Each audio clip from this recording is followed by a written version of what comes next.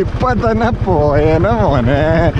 Skid ചെയ്തിട്ടേ 2 ടയറും 2 വഴിക്ക്. സൈഡിൽ കൂടെ പോകരുത് കേട്ടോ.